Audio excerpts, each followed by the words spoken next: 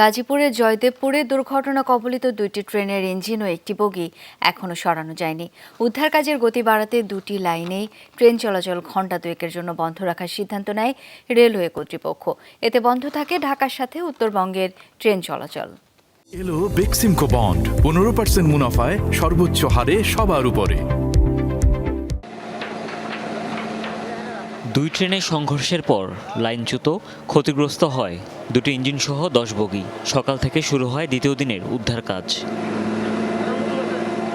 9টি বগি উদ্ধারের পর নেওয়া হয় টঙ্গী স্টেশনে।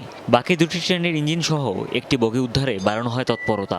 দুর্ঘটনার পর একটি লাইনে চলছিল ট্রেন। দুপুরে 2 ঘন্টা বন্ধ রাখা হয় ট্রেন চলাচল।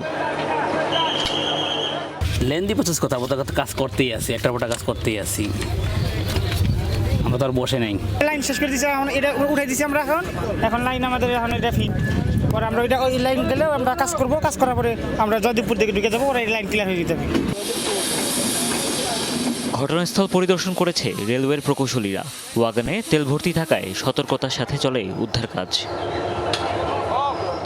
সেন্সিটিভ তো একটা বিষয়, দেরি হওয়ার কারণে আমাদের কাজ অলমোস্ট ডান। গাড়িও আমরা কোনোটা বসায় রাখি নাই, গাড়ি আমরা এক লাইনে গাড়ি যেটা ডাউন আপ দুইটা গাড়ি চলতেছে। শুক্রবার স্টেশনে থেমে থাকা একটি তেলবাহী ট্রেনে ধাক্কা দেয় টাঙ্গাইল কমিউটার। এ ঘটনায় কাজ করছে 3টি কমিটি। সাময়িক বরখাস্ত করা হয়েছে স্টেশন মাস্টার সহ 3 জনকে। হুমায়ুন রশিদ, যমুনা নিউজ।